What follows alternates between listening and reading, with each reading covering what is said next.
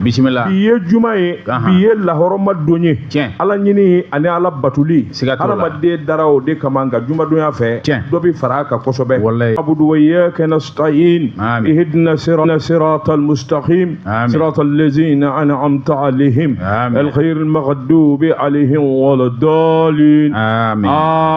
Amin. Flani. Bismillah. Biye juma ye, biye lahoroma donye. Ala nyini ani ala batuli. Ala madde darao de kamanga juma donya fe dobi faraka kosobe sabula Allah ta'ala ma fu nyina ve ikado anga ale ala don anga ale ala nyini ikado anga ale ala batu na nya deli fe mi na kamana gangula Allah subhanahu wa ta'ala abu no ya ni ala on bi deli aminu nye mali donye ala amu deli aminu mbi ni jamana ngona ala on bi deli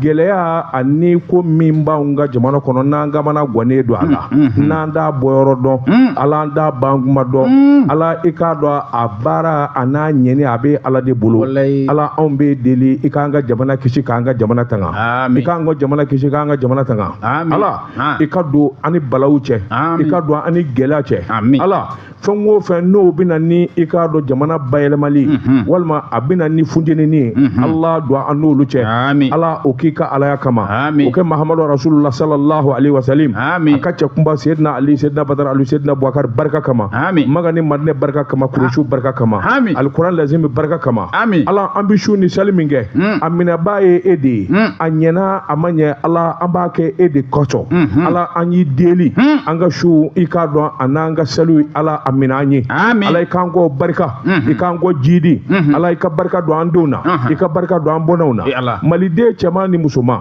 malikono malikoka degube mina ikado banabe mina Allah ta'ala nyebe bela jile tala ala ka takabwanga ala onyi deli ala anyi deli ala anyi deli bi juma do hay lamaro barka kama ala anga jamana de minu mbala ni hakili tiana ni gele usoro ni tafantula nafatula ala hakili nyanduma iku say kana jamana ngono hera ni badela ala ukika ala kama auzu billah al-fatiha auzu billahi minash shaitanir rajim allahumma salli ala sayidina muhammadin abduhu rasuluhu allah la sharika la allah la sharika la لا إله إلا الله لا إله إلا الله أشهد أن محمدا عبده ورسوله ربنا آتنا في الدنيا حسنة وفي الآخرة حسنة وقنا عذاب النار الله لا الله الله يا الله يا الله يا الله يا الله يا الله لا حول ولا قوة إلا بالله العظيم لا شريك له سبحان الله الحمد لله لا كل شيء إلا بسم الله الحمد لله الحمد لله رب العالمين Tungara nam dambi fembele ililla fo barka nam bala chugo bedi Flani bismillah mbembolo bugaka do mbibo ni sebe minu kama le républicain wurudugu je ko ani afuro banyada ya boliko chien bawulo vla chien keme saba ani chien bi woro ni konondo mi nye majasa kaba jakiti ni nyaka sebenye majasa ko a ko jamana kundige asimi goita mi nye sharatugu uka dungerengere ni aya sugu doni kata kena kaninga puma sabula ni ya takalaje mi nye alamusa temene no bena ningalo tan sabama minye aywa jamana sharashumba minyu ka dungere nenye uko dema aywa rentrer des cours tribunaux minye en 2025 en 2026 sango sani wati kele obike akene bonya kumbe asimu goita bolo ale de chamanje fanga nyemai oki bwala sharatuku ka nyema bado sabla o jala ba ale de bolo akumana aya jira kafo ningene nga mi ngoni nye hakili na uye ani wulika jof bele jile kanga buluda kene mbuya na karama ni makama mimbala mama to kofe sabula asimu goita temene ngofe premier ministre ani président du conseil de transition CNT katasi jamana anyama so ba fon fo be ina fo cour suprême ministre mi na be kire kuna droit de l'homme katasi mi nye bamako kafo kundige gouverneur de Bamako mi nye commune worona mairie batuni l'ordre des avocats du Mali ni bele jile kumbi kenaka seben kala ko a ko n'i ye nin hakilina ninnu da i b'a ye k'a fɔ kɛnɛ u y'a kurubukari ni jamana a ka hymne national ye o fɔlen kɔfɛ i k'a dɔn ayiwa min kɔni taabolo a kan ka baaraw kan ka kɛ cogo min olu sɔrɔla ka kɛ n'i y'a ta k'a lajɛ président cour suprême docteur Fatoma Tera ale ye foli kɛ a y'a jira k'a fɔ jamanakuntigi ka sogo donni kana kɛnɛ kan o b'a jira k'a fɔ jamana sariya bolo ani jamana sariya kɛcogo i k'a dɔn a bɛ jamanakuntigi sɛbɛla o de la min ye jamana yɛrɛ ye n'i m'a ɲɛ k'a fɔ maa ka sariya ɲuman kɛ o k'a sɔrɔ i k'a dɔn a tɛ boli sɔrɔ nɔfɛ o b'a jira k'a fɔ jɔn la hakilina bɛɛ lajɛlen dafalen don sɔrɔko la docteur Tera kɔni ale ma tɔtɔku la baara min kalifalen bɛ sariyatigiw ma a y'i da don a la jamana sariya sunba ye fɛn min fɔ juillet kalo tile 22 san 2023 n'o bɛ tali kɛ ka ɲɛsin cour des comptes ma sariya bolo fɛn o fɛn bɛ jamana kɔnɔna na i k'a dɔn u taabolo a n'u kan ka baara kɛ kɛcogo min na a y'i da se nin gɛrɛngɛnna bɛɛ lajɛlen ma a tɛna t'olu a da tɛ t'olu la bilen sabula jamana ye fɛn bɛɛ lajɛlen kɛ min kɔni bɛ se k'a to jɔ kɔ a la jamanadenw bɛ sariya ɲuman sɔrɔ sariyatigiw yɛrɛ bɛ baara kɛ i k'a dɔn hakɛ kɔnɔ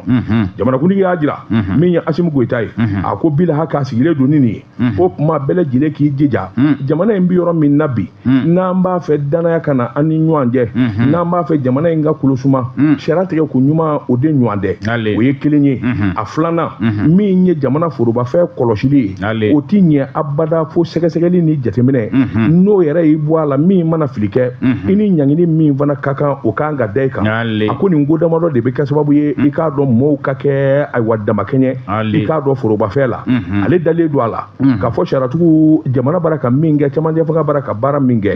jɔ ko a la a bɛɛ lajɛlen bɛna dafa hali so kura min jɔlen filɛ nin ye nin bɛɛ lajɛlen b'a jira k'a fɔ jamana i k'a dɔn a dalen don sariyatigiw la o kuma wulikajɔ caman na boloda sariyatigiw ni fɛn o fɛn ka kan dɛmɛ na i k'a dɔn ka ta ka sɛgɛrɛ min bɛ se k'a to baara lajɛlen bɛɛ lajɛlen bɛ se ka ɲɛ cogo min na nin kun ye sɛbɛn ye Majasa Kaba Jakite ka sɛbɛn don an ye min bɔ le républicain kɔnɔ Worodugu Jekwa ni Foroba Ɲada karamɔgɔ Daba Tunkara n bɛ n bolo don ni sɛbɛn bɔ sɛbɛn min n'an b'a wele ko indicateur de renouveau ni ale bɔ ko 4,365 min n'a bɔra bi jumadɔ in na novembre kalo tile 14 min ye ministre des affaires religieuses a kumana jedakaw fɛ yen kɛnɛrɛnnenya n'an b'ale wele ko Mamadu Kone ale y'a yira sa k'a fɔ i n'a fɔ ale tun taara conférence belebeleba la magantalaw ka kɔrɔfɔla i n'a fɔ diɲɛ seleke naani bɛɛ lajɛlen la weleda bɛ kɛ ka ɲɛsin bɛɛ lajɛlen ma san o san jamana n'i b'i ka jamanadenw bila ka taa magan ale tun b'o kɛnɛ kan san vision o ye 2030 ye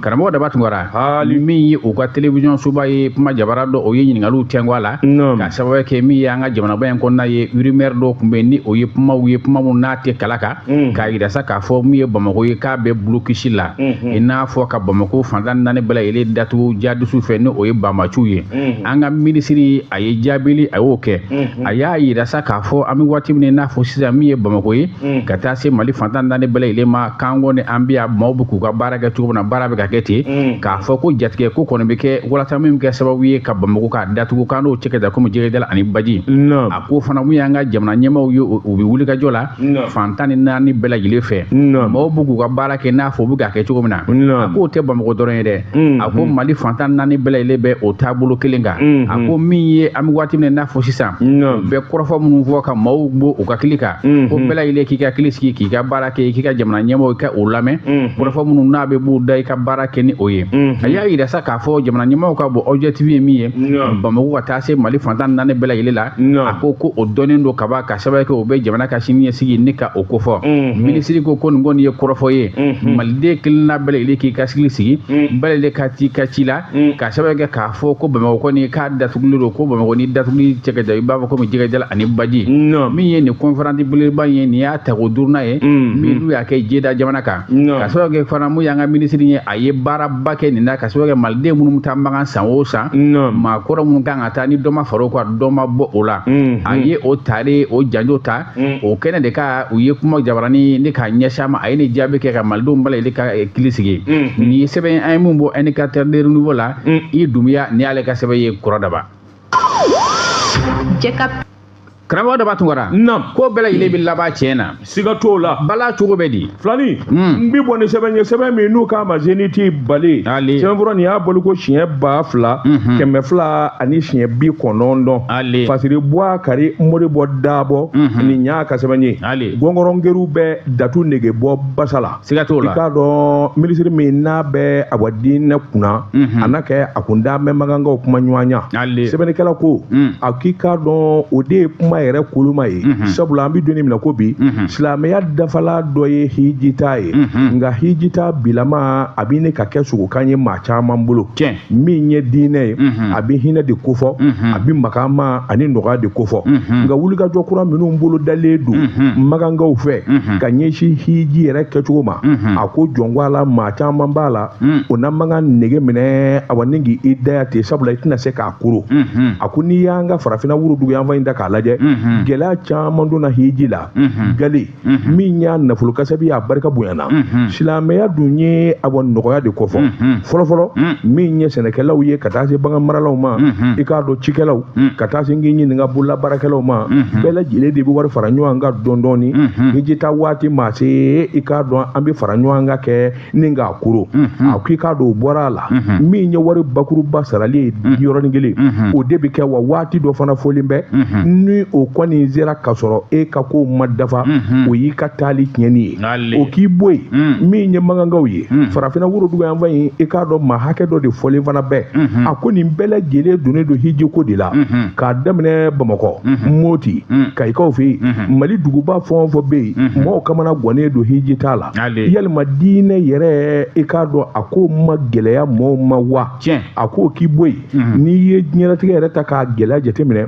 ka na maganda gɛlɛya jateminɛ a ko a bɛ laban ka maa caman fari fa walima hiji kɔni a na kɛ fantan nin d'a la tuguni a dabɔlen don nafolotigiw damanda de kama ɔ min kɔni ye diinɛ ye a m'o fɔ sabula maganda bɛɛ lajɛlen n'a ka kan i ye fantan ye o se b'i ye o n'a kɔni maganda se b'i ye farikolo ni musaka la i k'a dɔn i kan ka taa sabula a bɛ wajibiya a ko nka min ye maa miliyɔn caman ye a ko ni ala ma jan kɛ olu bɛɛ lajɛlen nin bɛna bɔ hiji t'a la sabula diɲɛ laban in na a k'i b'a ye k'a fɔ ko kura minnu donna a la janko tubabu fɛnw n'o ye ayiwa i k'a dɔn sɛbɛnkuraw ka taa se k'i ɲininka masimafɛn ninnu ye a ko olu kɔni y'a damatafɛn ye sabula mina ka taa se arafa mudalifa olu sigili nin si tɛ se ka kɛ bilen fo k'a sɔrɔ i k'a dɔn tubabu jate dɔw bɛ yen ani tubabu machine fɛn dɔw bɛ yen i n'a fɔ code or n'a ɲɔgɔnna f'i k'olu dɔn walima olu bɛ kɛ a ko yalima nin bɛna kɛ ayiwa sababu ye dɔ ka bɔ mɔgɔw ka ayiwa silamɛya la wa ɲininkali bɛɛ sabula n'a fɔra ko wajibi don i ka taa magan nka min ye gɛlɛya caman donnen don a kɔrɔ yalima e na taa bilen wa sɛbɛnnikɛla ko ayiwa waati dɔ sera sa tiɲɛ yɛrɛ yɛrɛ la diinɛmɔɔw ani jamana a ɲɛmɔɔw u kan ka wuli ka jɔ boloda ka magankaw n'u kuma ɲɔgɔnya silamɛya ye min fɔ ani bɛnkan minnu bɛ silamɛw ni ɲɔgɔn cɛ o de ye i k'a dɔn nɔgɔyada ni lafiya bɔda ye walasa hiji tali bɛ nɔgɔya bɛɛ kan nin kun ye sɛbɛn ye an ye min bɔ zeniti bali kɔnɔ a ka bi bɔli la karamɔgɔ daba tunkara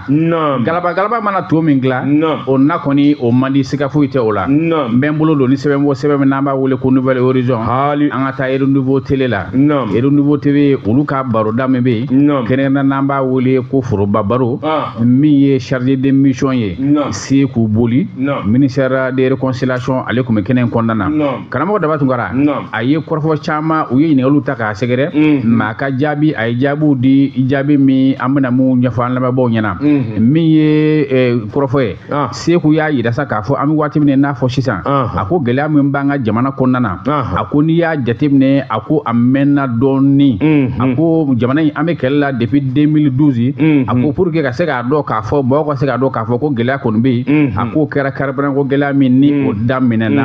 kariburanko gɛlɛya min daminɛna a ko malidenw y'a don olu la sa k'a fɔ ko gɛlɛya kɔni a bɛ yen sinon ko kɛlɛ k'a kun bɛ senna depuis 2012 Seku ka fɔ la a ko an bɛ waati min n'a fɔ sisan ko wulikajɔ de bɛ kɛ fantan naani bɛɛ lajɛlen fɛ ka dɛmɛw kɛ walasa an ka jamana an bɛ sira min kan a ka se ka kɛ an bɛɛ lajɛlen ka tilata ye i n'a fɔ jamana ɲɛmaaw olu bɛ ka baara kɛ cogo min na Seku ka fɔ la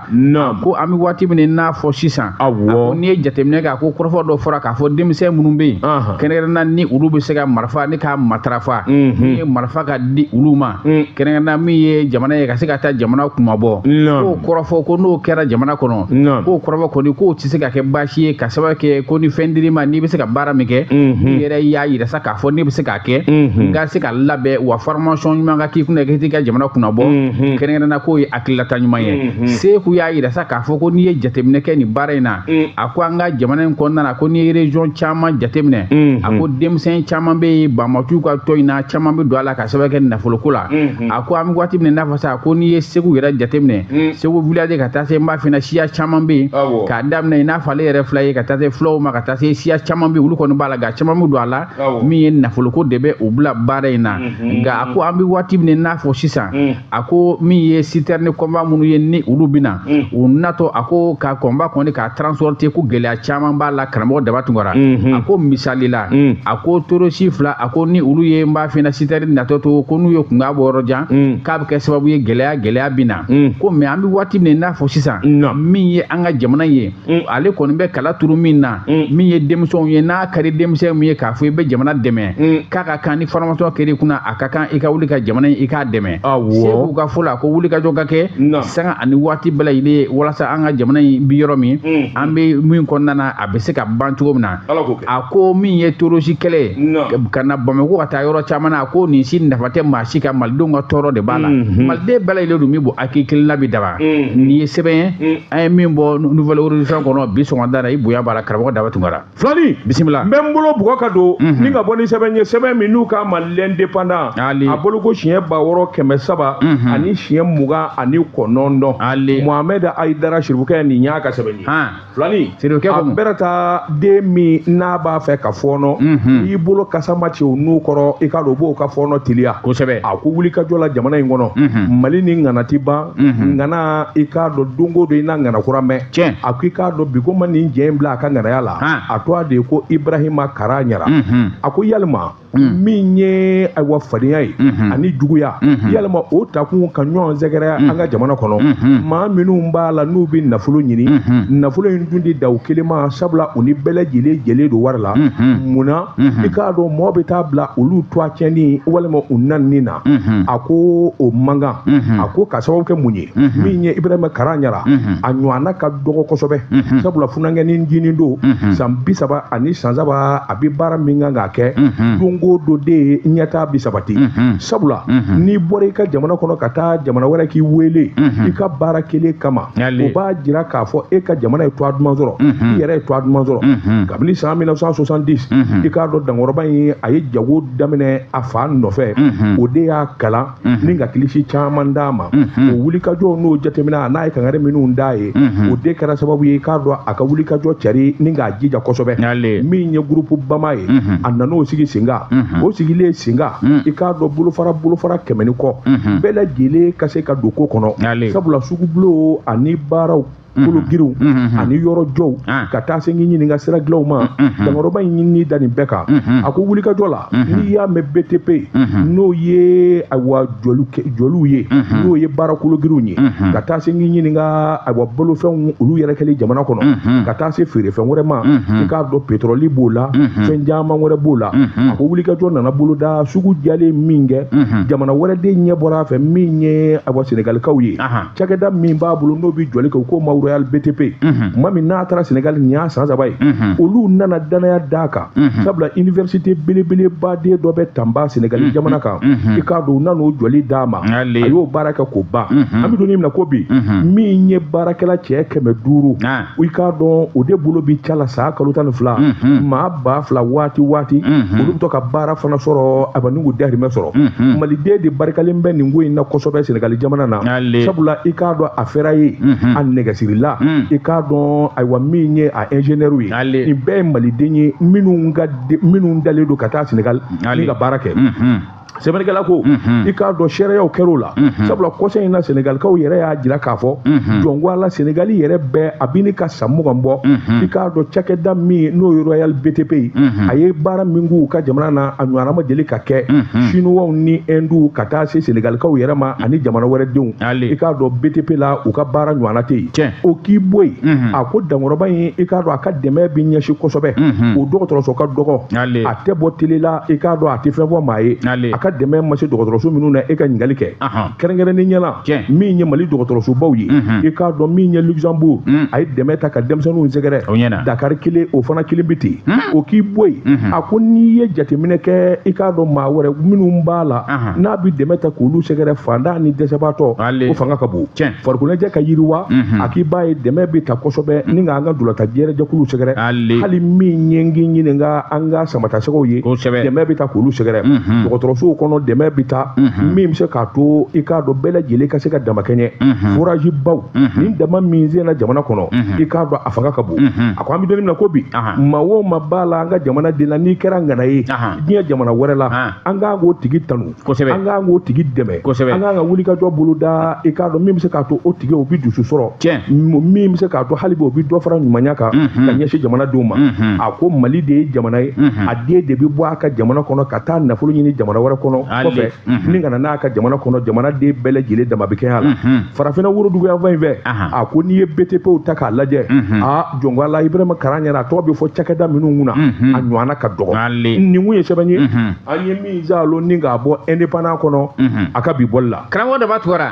maaw b'i ka du ci ka sɔrɔ ni ala ma kuma n bɛ n bolo don ni sɛbɛn bɔ n'a b'a wele ko Nouvelle Horizon ɲɛdan kura u ko an bɛ waati min n'a fɔ sisan min ye désinformation campagne communautaire min n'a bɛ senna jamana kɔkɔnɔ na ka ani ka taa san ka jamana kɔnɔna na kɛrɛnkɛrɛnnenya jamana in yɛrɛ a den dɔw fɛ minnu b'an ka jamana in kɔnɔna na k'a kɛmɛ sababu ye ka maaw ni k'u dabali ban an bɛ waati min n'a fɔ sisan Nouvelle Horizon ka fɔ la ale ye a yira sa k'a fɔ i bɛ se k'a fɔ k'i ni jugu ka surun i bɛ se k'a fɔ k'i ni nin fana ka surun nka min ye fini nɔgɔ ye n'a kɔni tiɲɛna fini mana nɔgɔ cogo o cogo karamɔgɔ Daba Tunkara a bɛ ko sokɔnɔna de la Maliden kɔnɔna na Mali in kɔnɔna na an ka jamanadenw kɛrɛnkɛrɛnnenya maa minnu ye jamana in denw ye ka tila k'a ye k'a fɔ olu bɛ t'u sigi kuma jabaraninw na jamana wɛrɛ kɔnɔna na min y'an ka jamana ye ni k'o lagosi k'o ye fɛn ye fɛn min n'a ka gɛlɛn a ko an bɛ waati min n'a fɔ sisan sɛbɛn fasiriba ko a ko an bɛ waati min n'a fɔ sisan a y'a yira sa k'a fɔ jamana in kɔnɔna na maa minnu filɛ nin ye quoi ka nin kɛwale ta ka ɲɛsin an ka jamana ma a ko depuis transition nana hakililata wɛrɛ yɛrɛ u la u ka kɔrɔfɔw taabolo an'u bɛ kuma réseaux sociaux minnu kan i b'a dɔn k'a fɔ u bɛ kuma minnu fɔ u kɔni ye u mabɔ transition na fɛn fɛn ye dɛmɛ ye k'a fɔ u b'u ɲɛsin transition ma olu kɔni ka kuma minnu fɔra u y'u dɛn kɛrɛfɛ min ka baaraw ni k'a kɛ n'u ka réseaux sociaux la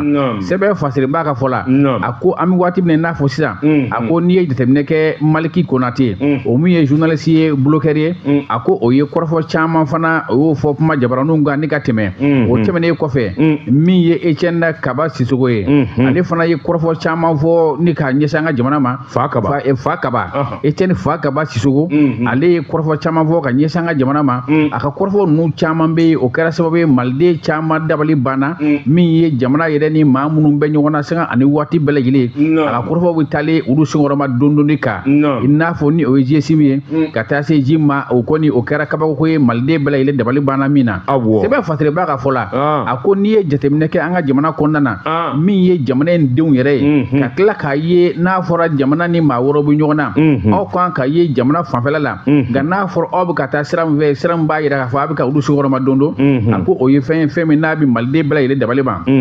a ko min ye jadisiw ye o ka kuma lasela kɛrɛnkɛrɛnnenya ni o ye Bina Jara ye o ka kɔrɔfɔ n'i ye olu jateminɛ ka taa se maa wɛrɛw bɛ yen n'u ka kɔrɔfɔ jateminɛ a ko i bɛna ye k'a fɔ a bɛ jigin dɔw kunkolo la k'a fɔ malidenw u ye min kɛ 2020 an ka wuli ka taa boulevard de l'indépendance la a ko malidenw kɔni ko an bɛ waati min na olu tɛna yen sira kɔni dɔn olu b'a min kɛ a ka di olu ye hali ni carburant n'a nana u ka taa ara minɛ station na u bɛ se ka taa araw minɛ nka min ye k'a fɔ an bɛ taa boulevard de l'indépendance la u y'a yira sisan k'a fɔ o tɛ olu hakilila tɛ malidenw dɔw ka kɔrɔfɔ la karamɔgɔ Daba Tunkara u y'a yira sa k'a fɔ an bɛ waati min n'a fɔ sisan malidenw dalen d'u ka jamana na jamana ɲɛmɔgɔw bɛ ka baara min kɛ olu b'a dɔn k'a fɔ ni ala ni kira jɛnɛ ma don n'a nataw la mun ye ɲɛ dɔ bɛna sɔrɔ bɛɛ lajɛlen bɛ se ka lafiya sɛbɛn fasiriba ka fɔ la ko i bɛ se ka sɛgɛn bi mais sini o bɛ se ka kɛ lafiya ye maldenw b'a dɔn k'a fɔ u ka ɲɛmɔgɔw bɛ sira min kan ni ala ni kira jɛnɛ ma don n'a nataw la a lafiya kɔni o bɛ kɛ